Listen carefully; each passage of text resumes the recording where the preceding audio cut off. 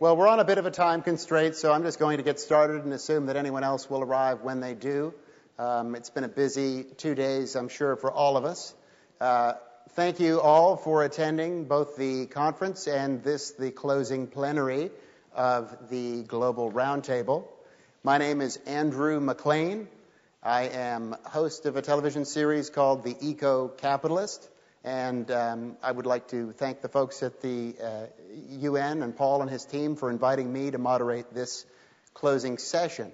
We're just going to go over some of the points that have been made over the last couple of days. I think we have an excellent panel who certainly know a lot more than I do, so I will turn it over to them after I've finished introducing myself, which I've done. And what the general theme will be is we will have an initial presentation, and Mr. Ma of China Merchants Bank unfortunately was unable to attend, but his colleague has been so good as to attend and will be giving a presentation on his behalf and on behalf of China Merchants Bank. That'll be how we start. That will be followed by some questions from myself to the panelists, and hopefully we'll get an interesting dialogue, as I'm sure we will. I'd be very disappointed with a panel of this caliber being anything but incredibly stimulating. So we'll do that, and then hopefully we'll have a bit of time towards the very end for anyone in the audience who would like to have a follow-up question. So let me introduce the panelists to you. First of all, we have Matthew Kiernan, who is the CEO of Inflection Point Capital Management. We have Mr. David Pitt Watson, who is the chairman of Hermes Focus Funds. We have Aaron Kramer, CEO of BSR, and we have Mr. Zhihong Tang, who is the executive vice president of China Merchants Bank. So without further ado, we will leave it to Mr. Tang to give us his presentation.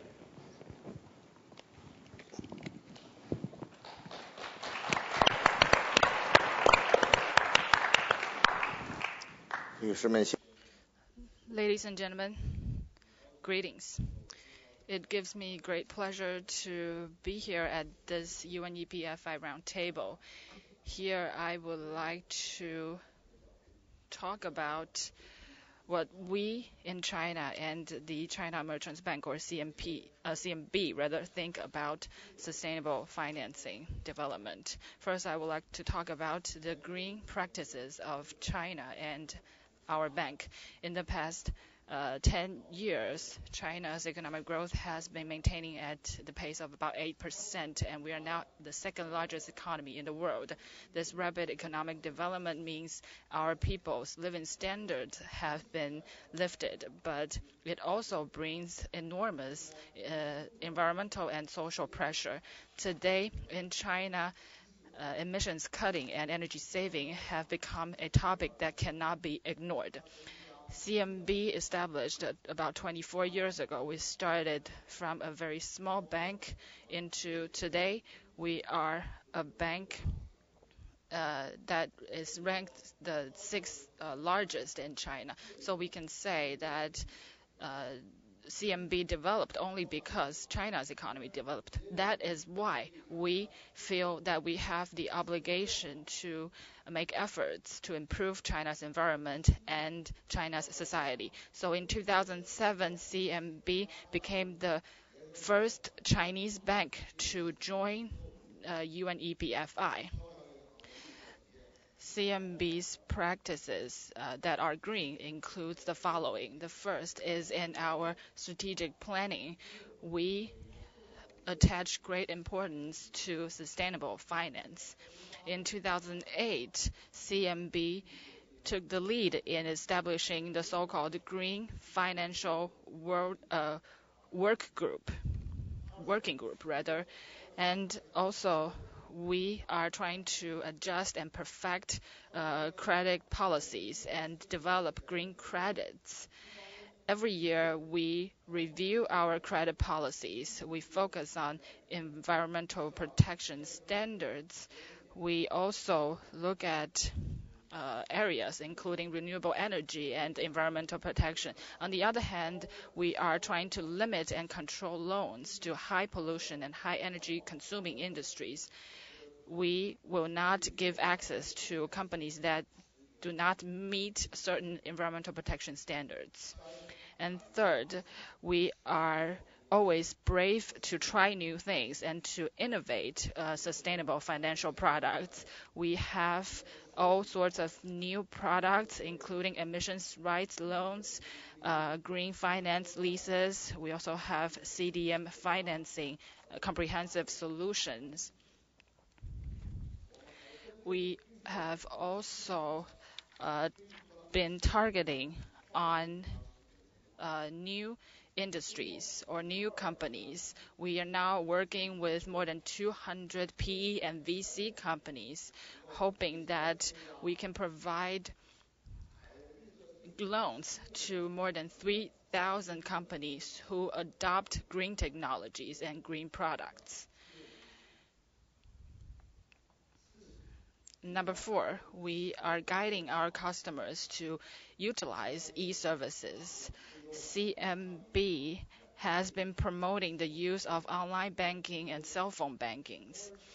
We hope that through these services, our customers can eliminate carbon emissions. And we also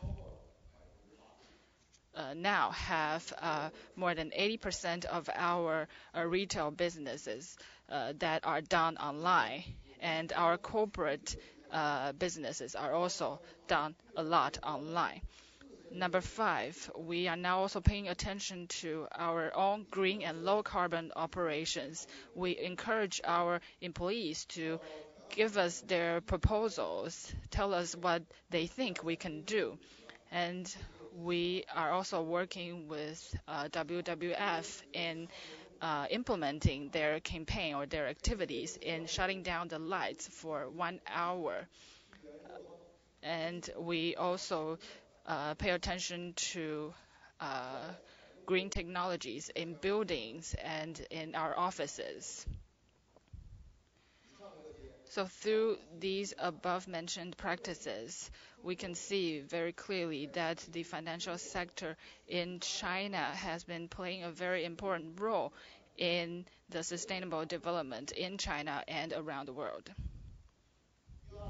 Secondly, I want to talk about the fact that now is the time to promote sustainable finance.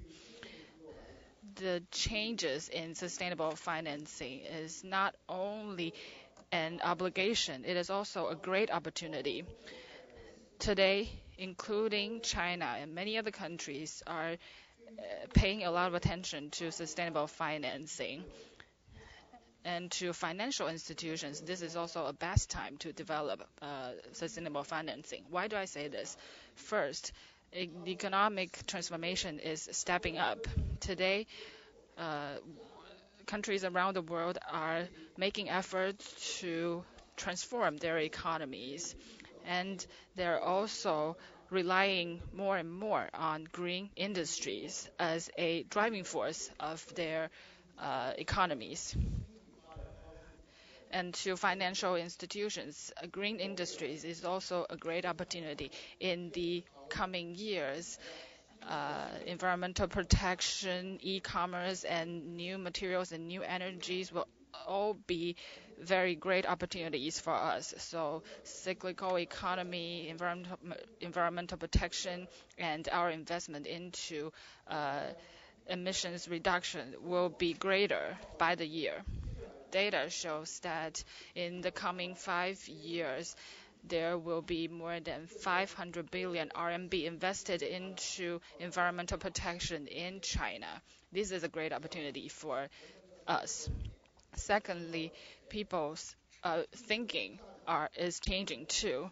Green living and green consumption is now gradually become the mainstream values. Hence, green financial products are becoming more and more acceptable to people. Survey shows that 71% of Chinese consumers are willing to pay more, 10 to 20% more for green products or services. So we can see that financial institutions have great opportunities, a great market to tap into in terms of green credits and green funds and green insurances. Thirdly, the carbon financial market is also growing rapidly.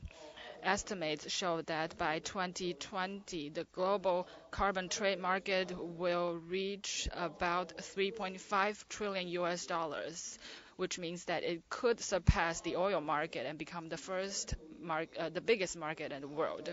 And estimates also show that by 2020, financial institutions will be making 15 billion US dollars from all these markets. In China, we also have great prospects in this area.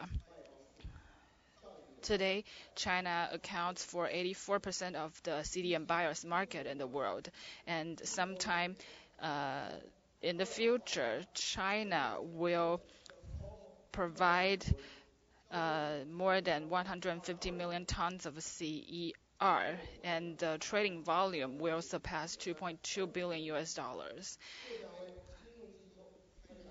This means that the carbon financial market will be a great prospect for financial institutions. And number 4, financial institutions are now paying more attention to their own sustainable development as well. On the one hand, we have to say that sustainable financing development is good for both China and the world. Finally, I want to talk about how to promote sustainable financing through different means. To promote sustainable finance will require the efforts from governments, financial institutions, and the international community. For international communities, they have to make efforts from the following aspects. First, they have to add physical investment. Sustainable finance can develop when the policy supports it. There are many ways that the government can support these financial institutions. They can use subsidies. They can encourage green enterprises. They can also consider setting up green funds or use relevant policies to encourage more FIs to go into this area. And secondly, we should build a multi-layered financial market. Today, the sustainable finance market is not perfect enough. Countries around the world should combine their experiences and set up this multi-layered financial market. They should introduce new financial derivatives and new financial products to improve this market. This task will be a long and arduous task, but the Rio meeting next year will be an important juncture on this path. The success of the Rio meeting will be a good foundation for our future work. Third, we have to perfect relevant laws and regulations. Today, many countries' sustainable financing and relevant laws and regulations are still in their infancy. They're not perfect enough, so they cannot cater to the need of the market just yet. So I believe countries around the world should adjust their legal system. And number 4, we should enhance international cooperation and exchange. Sustainable development is a global problem that requires global solution. Only through cooperation and mutual assistance can we achieve great outcomes. Governments have to encourage exchanges and cooperations between different companies and scientific and research centers. I hope that I will see you at the UNEP FI Roundtable in Beijing in 2013. Thank you.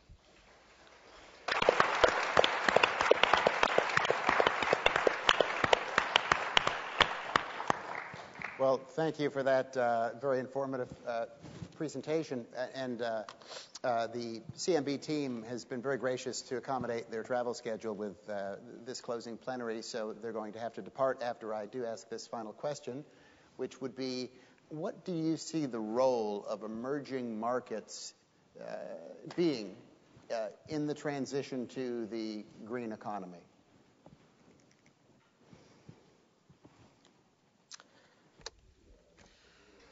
In my opinion, countries in the emerging market face the very important question to improve the living standard of their people.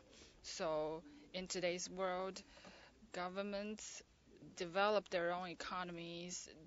That is a very important question in this situation. But we also have to look at, with the rapid development in these emerging markets, they also face a lot of environmental problems that they cannot avoid. So I think that the governments in the emerging market, as well as the FIs and private companies, should take active actions to participate in the activities in sustainable financing. They should join hands in promulgating relevant laws and regulations, a series of regulations or policies to encourage green and sustainable financing. That's the first point.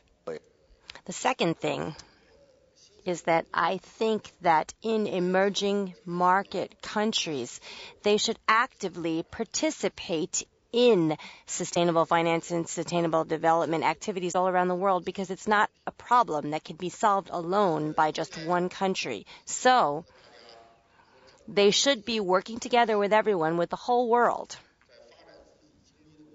in the process of developing their own economies. At the same time, they should also try to do less harm to the environment. In that area, I think we can say that China has been very active and positive. I also hope that for emerging market economies and their participation in sustainable development activities in the world, I hope that they can be more respected, and I hope they have more right to speak about what they think. I hope that we'll be able to hear more voices and more opinions from emerging market economies, just like today.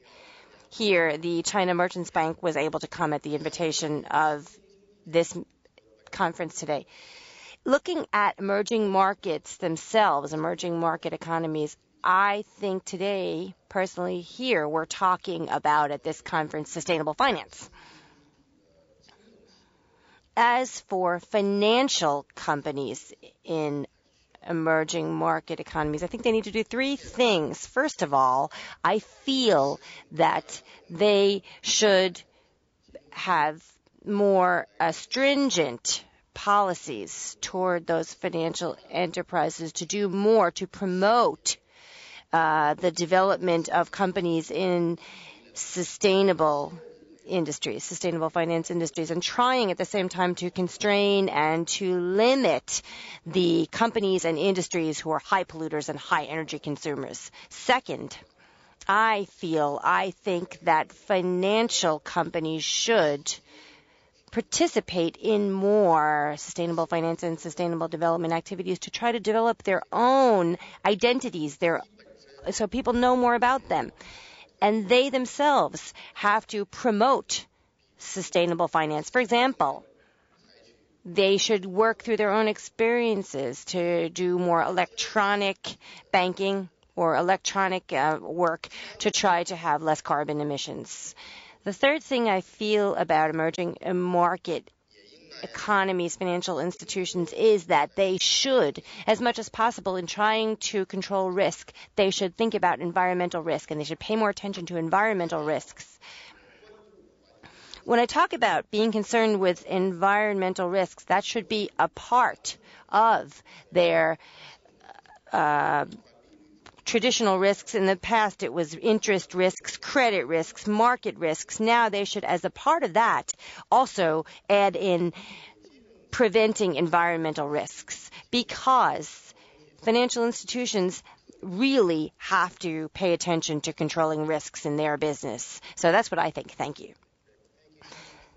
Attending, and thank you for excellent comments. Very good. So, yeah, good. So, and now without further ado, you need to get out to Dulles. Traffic can be quite difficult at this time of day. So thank you again for China Merchants Bank for participating. Appreciate it. 好，这个 sorry。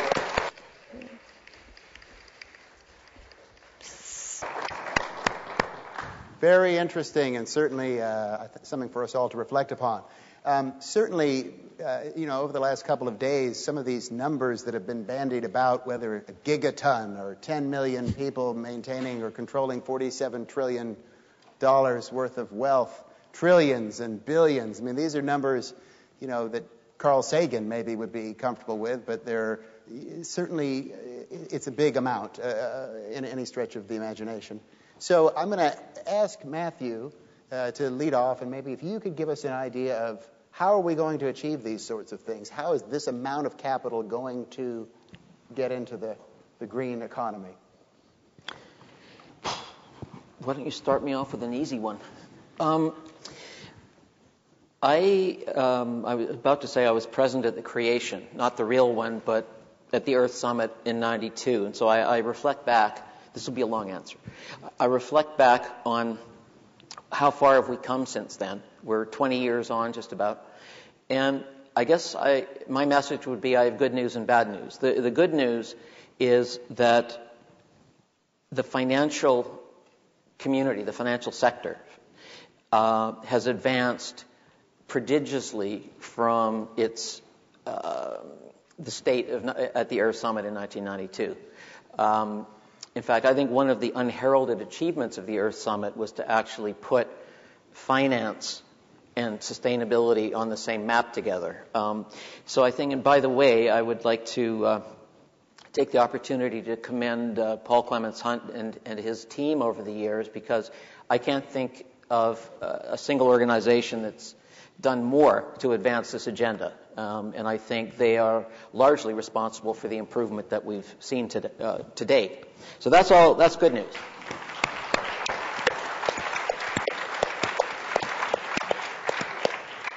From here on in, it gets a bit uglier. So the good news is we've come a considerable distance. The bad news is, in relative terms, we've barely even begun. And I just wanted to take a moment to reflect on the kind of world that we live in right now, in spite of all of our euphoria. We live in a world where I raised this point a decade ago at a UNEP FI event in Tokyo.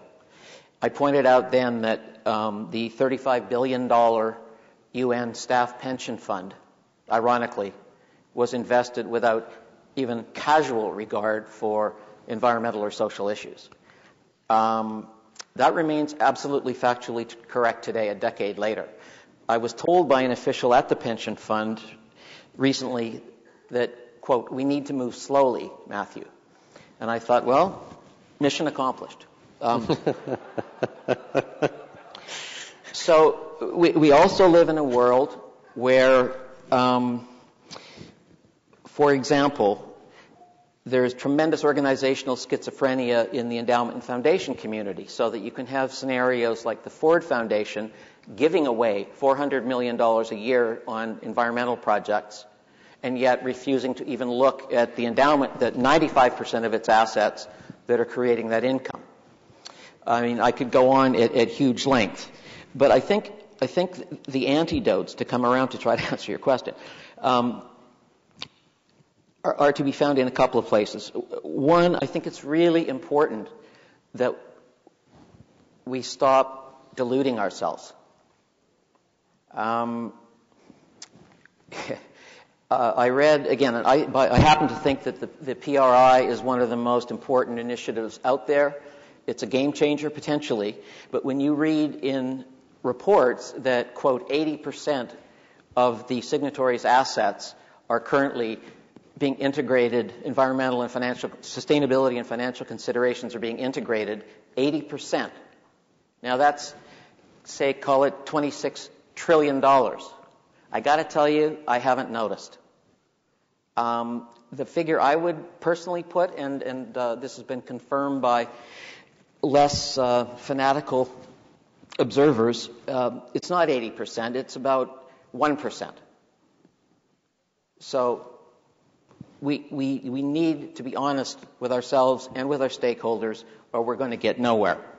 In the same vein, a project that we were very heavily involved in, the Carbon Disclosure Project. God bless that project. 60 trillion and counting in assets. Fantastic. But many of the institutional investors who come up on podiums like this typically and puff out their chests and take enormous credit for pioneering sustainable investing, I can tell you for a fact that out of that $60 trillion, I would be hard-pressed to find 2 chief investment officers who've signed the Carbon Disclosure Project, who've signed the PRI, who've signed everything put under their noses. There's not a handful of chief investment officers who systematically insist that their portfolios be assessed for climate risk. So the good news is we have these frameworks in place. All we have to do is move that percentage from 0.001 up closer to 100. And if we can move the PRI asset base from 1% actually doing what they say they're doing to even 20%, it would be absolutely game-changing. So I think the ingredients that we need for that, basically I think there's 3 ingredients that we need. I'm actually going to try to answer your question now. 1, we need courage, which is an incredibly short supply. Institutional courage, personal courage, the courage to be first at something. There are some incredibly worthwhile investment initiatives out there in the world struggling like crazy with tremendous track records and credentials, cannot raise a dime because nobody wants to be first. I'm willing to be second. Everybody wants to be second first, but nobody wants to be first. So we need some courage. We need to stop with this runaway self-delusion, which is really inhibiting. I mean, if anybody in this room believes that 80% of the PRI assets are systematically, fundamentally integrating in sustainability and financial considerations in their investment strategies, I have some real estate in Florida for you that happens to be underwater. And the third thing, and here we go on a bit of a more uplifting note, I think we have to restore the investment food chain to its primordial state in the Garden of Eden, the way God intended it to be, where the asset owners are at the top of the food chain, and their servants, the consultants, the asset managers, and so on, are serving them, not the other way around. Right now you have a situation where I'm overgeneralizing, but you have the intimidation of the trustees by the, quote, professional experts who are telling them what they can and cannot do by way of investment strategy. And their own track record in giving that advice is just catastrophically horrible. So I was discussing with my friend and colleague David Pitt-Watson that I'm thinking of organizing a new NGO called the TLO. It's the Trustees Liberation Organization. And so I will hand off to David, who will pick up, I hope, where I try to leave off, which is owners of capital have got to step up to the plate. And again, I regret to say this, but again, my personal view is that if you took any remotely rigorous standard, you'd have trouble to get over 1% of PRI assets. So let's see if we can move that up to 20 for starters and then get it up to 100.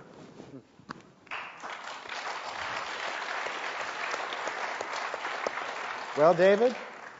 Yeah, it's impossible to follow Matthew today because he says so many outrageous things on the way along to things that you agree with.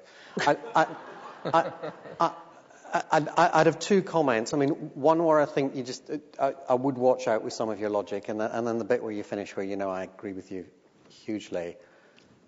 Look, the purpose of the financial markets is to take people's savings and invest them in things that are useful for them as savers. And it's also to provide the control that goes with that. Now, there are many, many, many different ways that we can influence the outcomes in terms of what it is that companies do. And you're absolutely right to criticize the number of people that are seriously thinking about environmental analysis of companies. But I think the ambition of getting it to 100%, I'm not sure you need to do that. And there may be a few thousand other things that we could be doing in terms of measures and metrics and pressures and cultures and policy making influence and so on and so forth that we might want to do on the way. So I did say I'd settle for 20% to start, though. Okay. In fairness. Yeah. Your finishing point, though, about the food chain, that seems to me to be absolutely fundamental. I mean, look, what we're trying to do here is to take the savings of millions upon millions of people and invest them and in a way that is sensible. And when we have influence on the way that those investments are managed, to make sure that influence is in the interest of these millions and millions of people. Those are the customers of pension funds and insurance companies. And so this fiduciary duty, it seems to me, needs to run through all that. And I have a story that maybe illustrates this a little bit. I was involved in a project a few years ago with a think tank. It's actually a 250-year-old think tank called the Royal Society of Arts in the UK. And I've been writing all this stuff about shareholder activism and the citizen investor and, how everyone would want to be influencing BP's environmental policies and the rest of it. And the guy who ran the RSA said, how many citizen investors have you ever talked to about what they'd like to see from the economic system? And it was one of those moments where you realize you don't have an answer. Of course, I'd talked to nobody. I was just making it up. And he said, look, what we're going to do is we'll put together some citizen juries, and you can bring along some experts, and they can quiz the experts, and they'll tell you how interested they are in BP's environmental policies and all the other things that they might influence. So we did this. And at the end of it, what they said was, look, what we really want is to be able to give our money away to people we trust will manage this in a way that is to our best advantage. Of course, we'd like to be able to inquire of them what it is we're doing, but we just want to be able to trust them. We want them to behave as fiduciaries. By the way, if you then look at the countries of the world where you have good fiduciary management of people's funds, they're amazingly more efficient than the countries where you don't have fiduciary management. So if a typical Brit and a typical Dutch person at the age of 25 today were both to invest in a typical pension fund, exactly the same amount of money, retire on the same day and have the same life expectancy, the Dutch person would have a 50% larger pension than the British person because it's managed on fiduciary principles rather than on contract principles. By the way, the UK system looks pretty like the United States. So if we want to give people decent pensions and decent returns, we need to move to this fiduciary responsibility. And then finally, it seems to me that fiduciary responsibility is the only way that we can really think about how it is that we deal with environmental and social problems as well. You need to go back to who are those millions of people? What is it I'm doing with their money? How is it that I'm influencing the economic system? And how do I end up for the universal owner with an economy that is sustainable from an environmental, a social, and an economic point of view? Interesting. Thank you. So in terms of sustainability, we've heard, corporate sustainability, finance, a lot of discussion about both of those topics.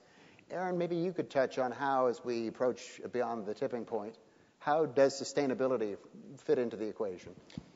I want to pick up on the fiduciary duty point in just a minute. I think it's hugely important. I want to come back to that. I want to say also that I was absolutely struck by the contrast between what we heard from our colleague from China Merchants Bank versus the discussion that took place in this room earlier today that gave a Washington-centric view of this whole question. And it is cheap and easy these days to say China's got it all right and America and Europe have it all wrong. I think that's way overblown. However, we just heard someone a senior banker talk about sustainability as a matter of opportunity, as a matter of transformation, as a matter of values. We had people, and I respect individually each and every one of the people who was in here earlier, because some of them might still be in the room here today. No, I genuinely do. And it was a zero-sum game with opposing sides battling for an ever-dwindling set of crumbs. Well, I mean, you know the old saying about, whoever fails to learn from history is condemned to repeat it. Whoever fails to grasp the future is going to find that the future looks pretty ugly. And the contrast between what we heard this afternoon and what we heard earlier today is something that I think presents a fundamental problem, great stagnation notwithstanding. In fact, in my view, it's made all the more important because of the great stagnation. And so I would love to see a little bit more of the forward-looking sense of opportunity that we heard described. Now, back after that commercial announcement. Fiduciary duty. So I want to pick up on that. I'm trained as a lawyer. Apologies. I had a chance to study this concept a little bit. A little knowledge is indeed a dangerous thing, but let me wade in. I think the concept of fiduciary duty has been really, really eroded, number one. And number two, I think that we have a fundamental mismatch because 25-year-old, whether in the Netherlands, the UK, or Washington, D.C., may be interested in understanding how his or her investment is going to play out. For them, long term is 10 years, right? Well, the issues that we're here to talk about today extend well beyond the next 10 years. And so I think there's a fundamental mismatch, even if we apply the best iteration of fiduciary duty as a concept more vigorously, which I absolutely think we should. I'm not sure it gets the job done well enough in light of the challenges that we know that we're facing with just the fundamental changes that we're all aware of. Now, within that, and I hope, too, I'm answering the question ultimately, Andrew, as well, I think there are three ways that financial institutions can be stronger partners for operating companies who are interested in sustainability, because I do ultimately think that achieving those kinds of principles in the so-called real economy will actually deliver or have the potential to deliver more prosperity than the world's ever seen, but only under the right circumstances. First, the rules of the game are flawed, and whether it's definitions of fiduciary responsibility or not, we've got big institutions operating within existing structures, and I think the existing structures need to change. The rules need to be redefined such that, to make a long story short, long-term considerations are considered appropriate, if not mandatory. And so some of the changes in listing requirements we see in places like South Africa, things that are being considered here in the U.S., in Europe, I think are crucially important. Otherwise, there's a risk that companies will achieve first place in a race that's running in precisely the wrong direction. And so I think the business community needs to advocate for changes that liberate the notion of longer-term thinking. So that's number one. Secondly, measures need to be improved and need to take a systems-based approach. We're in the infancy of understanding a single company's operations, what they're doing on climate, on water, on human rights, but companies operate within ecosystems that involve other businesses, value chains, a diverse array of policy environments, civil society, et cetera, and I don't think we've actually even begun to try to measure company performance in that context, and that's something that I think would benefit from a good deal of investment of time. The third thing I'd say is better engagement between operating companies and investors. And Matthew and I were talking beforehand, and he said sometimes that can be a dialogue of the deaf, and I think that's true. I think what's really interesting is you actually find hugely knowledgeable and committed pockets within financial institutions and within operating companies, and they can sometimes talk to each other between organizations a lot more effectively than they can talk with their peers inside their organizations. So I think we have to look both at the horizontal dialogue and achieve more and better engagement, but also use that as a lever for better vertical dialogue. And the key there would be to get investors pushing CEOs, CFOs, heads of investor relations to think about these issues a little bit more, because that way the people who are pushing sustainability inside operating companies are going to have much greater traction. Interesting. Okay, well, thank you so much for those insights. We are on a bit of a time constraint, I think would be rather an understatement, but I think we would have time for one question from the audience, if there's anyone who's got something they just can't resist, and feel free to raise your hand and we'll try and get to you. Gentleman right there in the middle.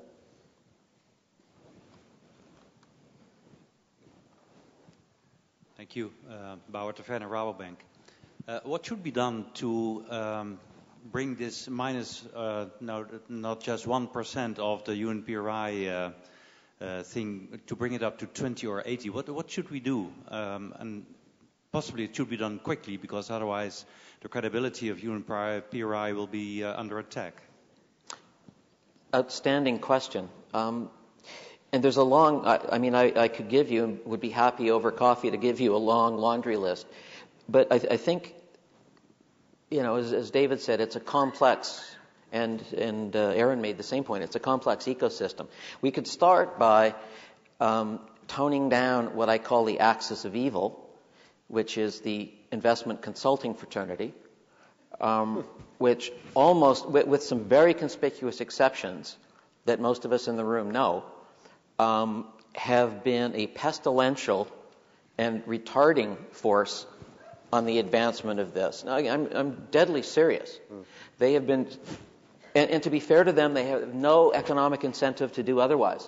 But they've been in the forefront of discouraging their clients from addressing these issues on, the mistaken belief that A, it's a guaranteed way to lose money, and B, therefore it's incompatible with fiduciary responsibility. So take many of the investment consultants out and shoot them would be step one. No, I'm kidding. But the point I made earlier about liberating the owners of capital and their representatives, I've seen so many times lay trustees of pension fund boards get just run over by their professional expert advisors, and their professional expert advisors are generally wrong. I mean, the track record is spectacularly bad, and I can quote you figures.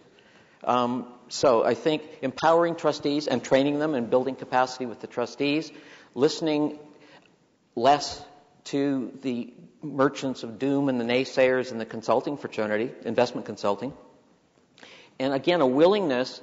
It ain't working the way it is, and yet there's this. The whole system seems to me to be hardwired for inertia.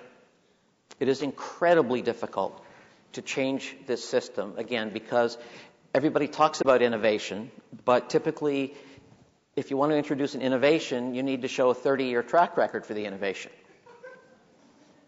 That's hard to do. So we need a little more risk-taking, which would actually end us up in a less risky environment by institutions, asset owners, and so on. If we could do even that, it would make a massive transformational tectonic difference. Well, on that note, thank you for your very insightful answer. I can't really wait to read your book now.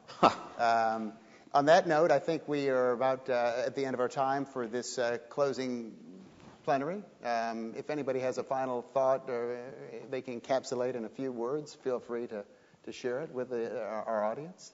David? Well, yeah, I think it will be two things. I guess I've been involved in responsible investment for 20 years or so, and if you go back 20 years, the advances that we've made are really, really significant here in huge numbers of different areas. But as far as UNEP FI is concerned, the creation of the PRI, the establishment of fiduciary duty, meaning that you can think about the environment and social issues, the notion of the universal owner and the establishment of that as a way of thinking is absolutely huge. But we're clearly not there yet, are we?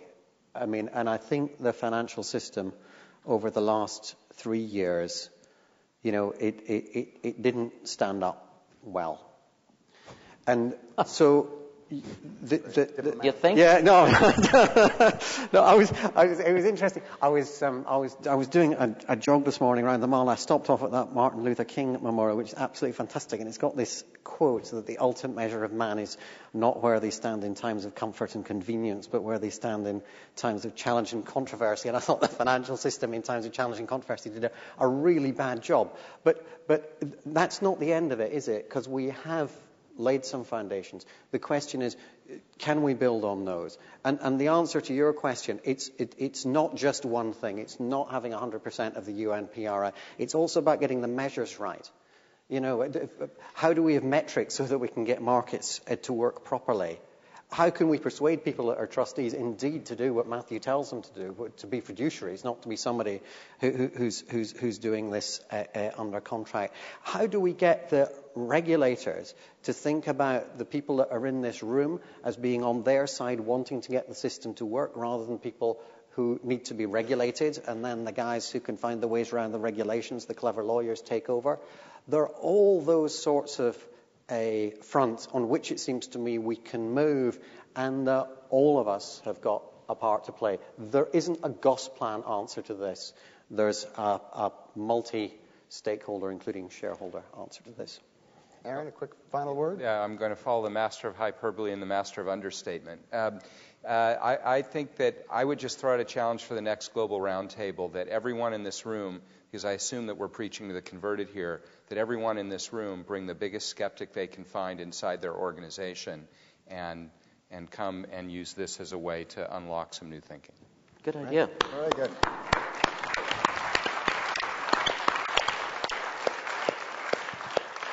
All right. Well, thank you to all of our panelists for some great insights, and thank you to everyone for attending, and certainly thank you to the UNEP FI for putting on such a wonderful event. Speak of the devil.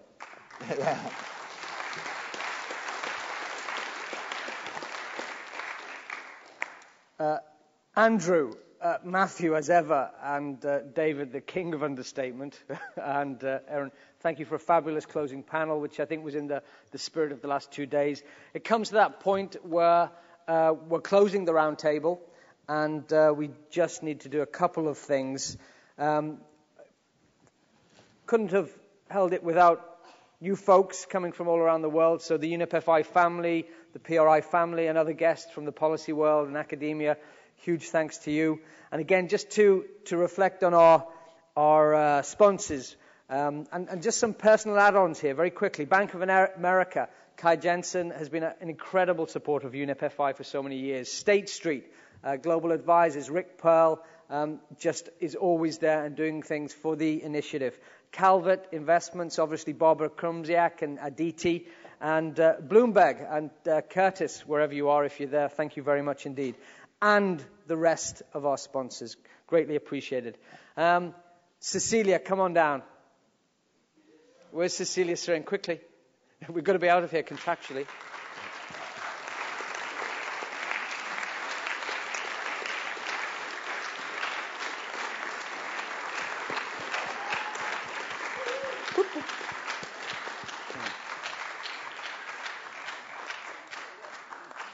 Now, I'm going to put you in the safekeeping of Aaron. Don't go near Kiernan, okay?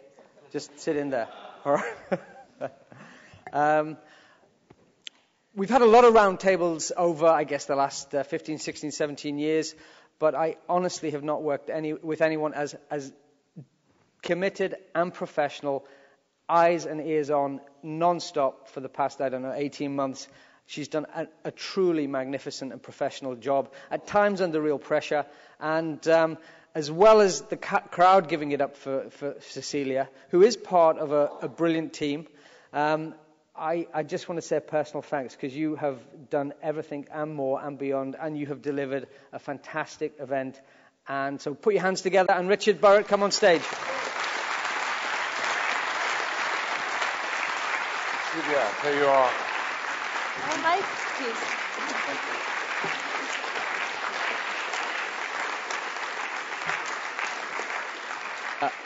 Over to Richard. I got to kiss so many people over the last 2 days. He tried to kiss me, but it wasn't. Yeah, exactly. It's coming to the end of a very hectic few days, the culmination of many, many months of work. I think it's been fantastically uplifting to see the scale and diversity of many of the things that we're working on. But I think it's always very sobering when you see the scale of the challenge and the things we have to do. As you heard, the AGM decided on Tuesday to plan to hold the next Global Roundtable in China, in Beijing. Start working on that now. Oh, no. Have the evening off first. It's good. Cecilia's Mandarin and Cantonese isn't great at the moment, but... Yeah, 2 years, it'll be fine. But no, joking aside, we've got a lot of work to do before we meet up again in China. Some big challenges ahead of us. Thank you for coming on that journey. We look forward to working with you all on our various projects and activities. As Paul said, a big thank you to the sponsors, a big thank you to the speakers and panelists who've made this such an enriching experience, and a big thank you to you for coming and participating. This is a membership organisation. The members get out of it, I think, what they put in. So thank you for that engagement, and travel safely back home. And just as we close, I want to do one thing, if I may, Richard. You may. I'd like the UNEP FI team to come down on stage just to take your thanks. So as quick as you can, almost sprinting. Ken and Corrine and everyone, can you come down and come behind the panel? They may have left for the bar, actually, already. Come on down.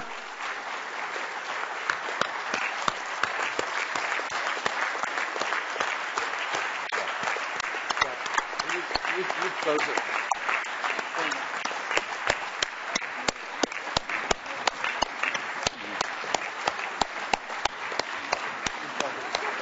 Good job.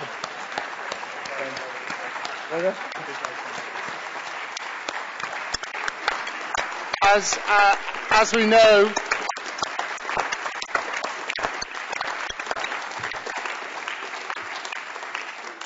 this is a very special team. They not only coordinate us and act as our secretariat, they provoke us at times, and they provoke us to work a bit harder at what we're doing, and we often need that. But thank you very much. Thank you to all. Good night, and I'm sure we will work very hard on the run-up to China. Fantastic.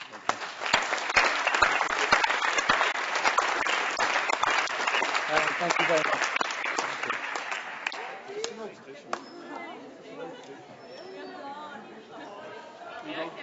Car?